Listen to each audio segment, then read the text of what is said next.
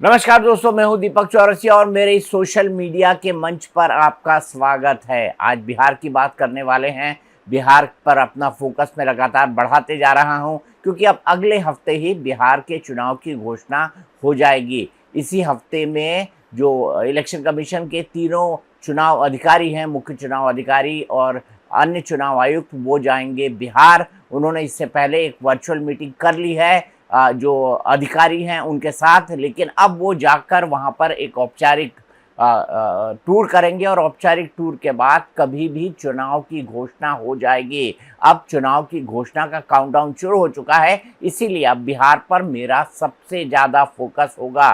बिहार में जा भी रहा हूँ, आप मेरी कुछ रिपोर्ट्स देख रहे हैं। मैं चाहता हूं कि आप और अधिक से अधिक संख्या में उन रिपोर्ट्स को देखें और जानने और समझने की कोशिश करें कि बिहार की राजनीति इस वक्त क्या कह रही है, क्या कर रही है और किस तरह की परिस्थितियां बिहार के अंदर बढ़ रही है। आज एक गाना आपको बताता हूँ। गाना है ना ओमकारा का। मुझे लिरिक्स उसके याद नहीं है, इसलिए जो है मैं उसको आपको गुनगुना के सुनाने की कोशिश करता हूँ। ये गाना है दम दम दड़म दड़ैया रे, दम दम दड़म दड़ैया रे, सबसे बड़े लड़ैया रे ओमकारा। तो ये गाना था ओमकारा के लिए। ओमकारा फिल्म आपने देखी थी ना, अजय देवगन उस फिल्म के हीरो थे, सैफ अली खान उस फिल्म के अंदर थे।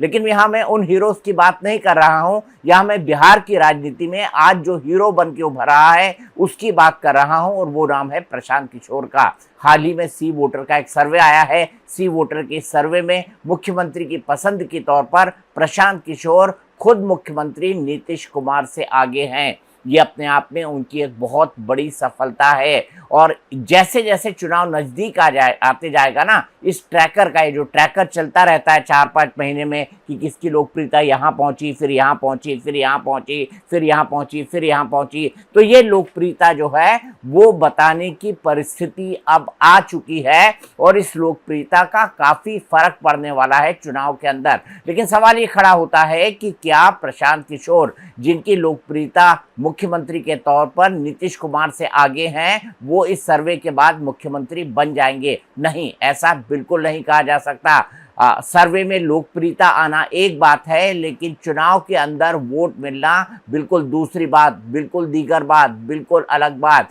और जो लोग जानते हैं कि सर्वे के अंदर जो कुछ निकल कर सामने आ रहा है उसके पीछे के क्या क्या कारण है, तो उसके पीछे का सबसे बड़ा कारण ये है कि उनकी लंबी और आक्रामक कैंपेन। 3 साल से प्रशांत किशोर लगातार सड़कों के ऊपर उतरे हुए हैं और सड़कों पर उतरकर उन्होंने बिहार का चप्पा चप्पा छाना है। उनकी पार्टी जन स्वराज को हर कोई जानता है, हर कोई पहचानता है। ये भी जानता है कि प्रशांत किशोर मेहनत कर रहे हैं, प्रशांत किशोर पैसा पानी की तरह बहा रहे हैं इस पूरी कैंपेन के अंदर, और इसको लेकर उनके ऊपर कई आरोप भी लगे। लेकिन प्रशांत किशोर ने इन तमाम आरोपों की सफाई भी दी है। प्रशांत किशोर ने कई नेताओं पर आरोप भी लगाए हैं, उसकी बात हम किसी दूसरे दिन करेंगे। लेकिन आज हम बात कर लेते हैं प्रशांत किशोर की लोकप्रियता पर। प्रशांत किशोर एक चुनावी स्ट्रैटेजिस्ट रहे हैं। एक कंसल्टेंट के तौर पर अच्छी खासी जो कंसल्टेंसी की फीस लेकर वो लोगों को सलाह देते हैं, चाहे वो चुनाव लड़ने की हो, चाहे वो प्रोडक्ट लॉन्च से लेकर हो, चाहे वो और किसी अन्य तरह की जो रिसर्च के आधारित सलाह है वो प्रशांत किशोर देते हैं। तो प्रशांत किशोर की इन तमाम चीज़ों के ऊपर, प्रशांत किशोर की इस तमाम लोकप्रियता के बाद अब प्रशांत किशोर क्या एक सीरियस कंटेंडर बनकर उभरे हैं? मेरा यह मानना है कि प्रशांत किशोर एक बेहद सीरियस कंटेंडर बनकर उभरे हैं। लेकिन इस पूरे के पूरे सर्वे के अंदर एक विरोधाभास भी है। विरोधाभास क्या है? विरोधाभास ये है कि 61% लोग जो है नीतीश कुमार के कामकाज से बेहद खुश हैं। लेकिन जहां 61% नीतीश कुमार के कामकाज से खुश हैं, वहीं नीतीश कुमार को जो सीएम देखना चाहते हैं उनकी संख्या 16% हो जाती है। इसका मतलब यह है कि सरकार के कामकाज से लोग संतुष्ट हैं और इस संतुष्टि का फायदा नीतीश कुमार को मिल सकता है। आपको पता है कि नीतीश कुमार के नाम के पीछे परसेंटेज कमाने का एक कारण उनका गिरता स्वास्थ्य भी है। एक परसेंटेज कमाने का कारण ये भी है कि लगातार इस बात की अटकलें लगाई जा रही है कि नीतीश कुमार जो है मुख्यमंत्री जो जो चुनाव होंगे उसके बाद नहीं बनेंगे। ये भी नीतीश कुमार की जो लोकप्रियता है वो उसको कम करके आंका जा रहा है इन सर्वे के अनुसार। और लोगों को भी कहीं ना कहीं लगता है कि शायद नीतीश कुमार का नंबर न लगे। सर्वे में अभी भी नंबर 1 पर तेजस्वी यादव बने हुए हैं। इसका कारण ये भी है क्योंकि वो सीएम की सबसे स्वाभाविक पसंद है, इसीलिए वो नंबर 1 पर हैं। लेकिन नंबर 2 पर प्रशांत किशोर का आ जाना, जो पहली बार कोई चुनाव लड़ रहे हैं, जिन्होंने हाल ही में अपनी राजनीतिक पार्टी बनाई है, ये खासा महत्व रखता है। हाल ही के दिनों में प्रशांत किशोर ने उनकी फंडिंग पर और उनके पैसे खर्च करने पर ऐतराज जताने वालों पर जबरदस्त हमला किया है। हम नेता नहीं हैं, बिहार से पैसा कमाने नहीं आए हैं, अपना खून पसीना का कमाई का पैसा लगा रहे हैं। इसलिए लगा रहे हैं कि बिहार में गरीब से गरीब आदमी भी अगर सुधार के लिए कुछ करना चाहता है तो उसको पैसे के वजह से पीछे न हटना पड़े। और आपके सामने बिहार के लोगों को बता रहे हैं, अगले 10 बरस तक जब तक बिहार की व्यवस्था नहीं सुधरेगी, अपना शरीर बेच के भी पैसा लाना होगा तो भी पैसा लाएंगे, लेकिन बिहार में चोरी की राजनीति को खत्म करके ही दम लेंगे। ये आप ध्यान रखिए। और किसी भी अपने हमारे जो जन सुराज के साथी हैं उनको डरने की जरूरत नहीं है। 1-1 रुपया प्रशांत किशोर का अकाउंटेड है, केंद्र सरकार को जीएसटी भरा है, इनकम टैक्स भरा है। और जब आप इनकम टैक्स भरते हैं तो ये भी पूछा जाता है कि पैसा आया कहां से है। तो आइए सबसे पहले मैं आपको ये बता देता हूं कि सी वोटर के इस सर्वे में कौन कहां कहां खड़ा हुआ है। दरअसल सी वोटर के इस सर्वे में लगातार उतार चढ़ाव देखने को मिल रहा है, क्योंकि एक जमाने में जो लोकप्रियता थी तेजस्वी यादव की वो 31% थी, वो पहले घटी फिर बढ़ी और उसके बाद बढ़कर अब जो है तेजस्वी यादव 35% से ज़्यादा लोगों की पसंद है। लगभग 36% के आसपास लोगों की पसंद तेजस्वी यादव हैं। इसका कारण मैंने बताया, इसका कारण ये भी है कि तेजस्वी यादव मुख्यमंत्री पद के सबसे नेचुरल क्लेमेंट हैं। सब जानते हैं कि अगर महागठबंधन की सरकार बनी तो तेजस्वी यादव मुख्यमंत्री बनेंगे। तेजस्वी यादव युवा चेहरा भी हैं, तेजस्वी यादव इससे पहले सरकार में रह चुके हैं और लालू यादव के निर्विवादित वो उत्तराधिकारी हैं। ऐसे में ये देखना बेहद महत्वपूर्ण हो जाता है कि 35% लोगों की पहली पसंद तेजस्वी यादव हैं। अब यहाँ पर सबसे आश्चर्यचकित करता है प्रशांत किशोर का नंबर 2 पर रहना। प्रशांत किशोर 23% लोगों की पसंद है। ऐसा नहीं है कि प्रशांत किशोर लगातार 23% के रेट पर चलते आ रहे हैं या 23% उनकी लोकप्रियता बनी हुई है। उनकी लोकप्रियता में भी लगातार उतार चढ़ाव आया है। पिछले 6 महीने के अगर आंकड़ों को देखें तो उसमें उतार चढ़ाव के बाद अब प्रशांत किशोर एक स्टेबल सिचुएशन पर हैं। लेकिन जो सबसे ज्यादा आश्चर्यचकित करता है वो नीतीश कुमार का परफॉर्मेंस है। नीतीश कुमार 16% लोगों की पसंद बने हुए हैं। अब मैंने आपको बताया था नीतीश कुमार के नापसंद होने के क्या क्या कारण हो सकते हैं। सबसे पहला कारण ये कि एक हर कोई राजनीतिक पार्टी में शर्त लगा रहा है, ज्यादातर महागठबंधन के लोग, कि अगर सत्ता आती है तो उसके बाद भी नीतीश कुमार मुख्यमंत्री नहीं बनेंगे। दूसरा, नीतीश कुमार के खराब स्वास्थ्य का हवाला दिया जा रहा है। तीसरा, ये कहा जा रहा है कि बीजेपी अब चाहती है कि बिहार के अंदर उसका मुख्यमंत्री बने। लेकिन जहां तक बीजेपी के टॉप नेताओं से मेरी बातचीत हुई है, उनका कहना यह है कि अगर वो जीतते हैं उस परिस्थिति में भी सबसे पहले सत्ता की कमान नीतीश कुमार के हाथ में सौंपी जाएगी। अगर कोई बदलाव करना होगा या कोई बदलाव जैसी सिचुएशन बनती है वो बाद में तो बन सकती है, लेकिन सबसे पहले सत्ता की कमान नीतीश कुमार के हाथ में सौंपी जाएगी। नीतीश कुमार के जो पूरा का पूरा ग्राफ है उसमें कैसे उतार चढ़ाव आया है एक बार वो भी देख लीजिए। अब सी वोटर के सर्वे में लगातार नीतीश कुमार की लोकप्रियता घट रही है, जिसके बारे में मैंने आपको बताया और मैंने आपको उसके कारण भी बताया कि नीतीश कुमार की लोकप्रियता आखिरकार क्यों घट रही है।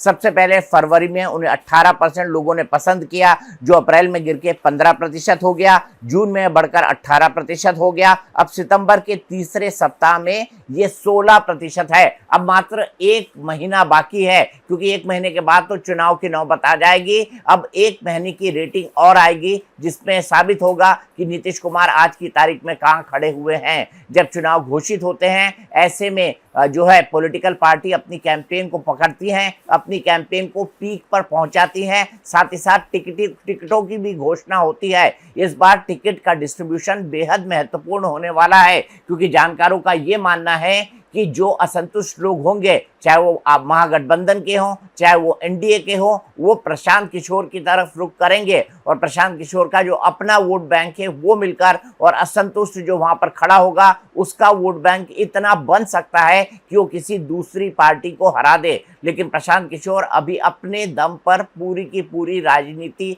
करना चाहते हैं, इसीलिए प्रशांत किशोर एक के बाद एक तमाम लोगों पर आरोप लगा रहे हैं। उन्होंने सम्राट चौधरी पर आरोप लगाए, उन्होंने आरोप लगाए सम्राट चौधरी के बाद अशोक चौधरी पर, उन्होंने आरोप लगाए मंगल पांडे पर, उन्होंने आरोप लगाए दिलीप जायसवाल पर। इन पर गंभीर आरोप लगे हैं। ये आरोप हत्या से लेकर जो सरकारी धन का दुरुपयोग या फिर अस्पतालों पर कब्जे जैसे गंभीर आरोप इन तमाम नेताओं पर लगाए गए हैं। इसके बारे में मैं कभी विस्तार से बात करूंगा, क्योंकि इसके संदर्भ में मैंने सम्राट चौधरी से भी बात की है, बाकी लोगों से भी बात की है। लेकिन मैं यहाँ कह देना चाहता हूँ कि हाल ही के दिनों में जो बातें निकलकर सामने आई हैं, जो सिचुएशन सामने आई है, ऐसे में पीके ही आरोप नहीं लगा रहे हैं, पीके पर भी आरोप लग रहे हैं। सम्राट चौधरी कह रहे हैं कि पीके ने गैर एनडीए पार्टियों से सुपारी ली है और उस सुपारी लेने के बाद वो भारतीय जनता पार्टी का चुनाव में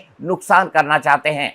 कैसा लगता है आपको? दीपक जी, कुकुर मुत्ते की तरह कुछ पार्टियां आती है और चली जाती है, तो ऐसे लोग आएंगे जाएंगे। देखिए, मेरा ये मानना है, जनता को ये भरोसा होना चाहिए कि ये व्यक्ति चुनाव के बाद भी दिखेगा, कि सिर्फ चुनाव के लिए ही आया।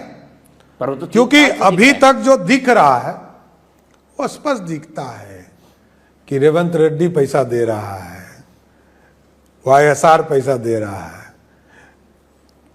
डीएमके पैसा दे रहा है, तो जो कर्नाटक पैसा दे रहा है। पर क्यों दे रहे हैं? वही तो मैं कह रहा हूं कि यहां एनडीए को हराने का, वोट काटने का प्रयास करो। लेकिन बिहार की जनता इसे कई कुकुरमुत्ते पार्टियों को देखी है, आएगी जाएगी, यहाँ एनडीए आराम से सरकार बनाएगी। लेकिन प्रशांत किशोर पर इन बातों का किसी भी तरह का कोई असर नहीं पड़ा है। प्रशांत किशोर अपनी बात पर कायम है। प्रशांत किशोर यही कह रहे हैं कि जो कुछ पैसा वो चुनाव के अंदर लगा रहे हैं वो खून पसीने की कमाई है और उसका बकायदा हिसाब भी वो जनता के सामने दे रहे हैं। उनका कहना है कि वो बिहार को कुछ देने आए हैं, बिहार से कुछ लेने नहीं आए हैं। एक मैं खाली आपको उदाहरण देता हूं। नवयुगा कंस्ट्रक्शन के नाम पर किसी ने कहा पैसा दिया है, बिल्कुल दिया है। 11 करोड़ रुपया लिए है। 11 करोड़ रुपया 2 घंटा सलाह के लिए लिए। उनको एक प्रोडक्ट लॉन्च करना है, वो लॉन्च करने के लिए हमसे सलाह चाहिए, तो 11 करोड़ रुपया हमने कहा पार्टी को डोनेट करो, तब 2 घंटा का सलाह देंगे। ये बिहार के लड़के की ताकत है, ये सरस्वती की ताकत है। हम लोग चोरी नहीं करते, नवयुगा से घूस नहीं लेते हैं, अपना जहां मेहनत करते हैं उसका फीस लेते हैं और जो भी पैसा मिलता है अपना खर्च काट के जो बच जाता है वो पार्टी में डोनेट करते हैं। तो दोस्तों, बिहार का चुनाव दिलचस्प होता जा रहा है। आज तो मैंने लोगों की रेटिंग आपको दिखाई है कि कौन रेटिंग के आंकड़े पर कहां पर खड़ा हुआ दिखाई देता है। लेकिन जैसे जैसे चुनाव आगे बढ़ेंगे, जैसे जैसे चुनाव की घोषणा होगी, वैसे वैसे मुद्दों के ऊपर बहस और तेज और गंभीर और तीखी हो जाएगी। इसीलिए बिहार चुनाव की पल पल की अपडेट जानने के लिए आप देखते रहिए मेरा यूट्यूब चैनल। संत में यही कहूंगा, अधिक से अधिक लाइक करें, सब्सक्राइब करें, शेयर करें, कमेंट बॉक्स में कमेंट जरूर करें कि आप क्या और देखना चाहते हैं।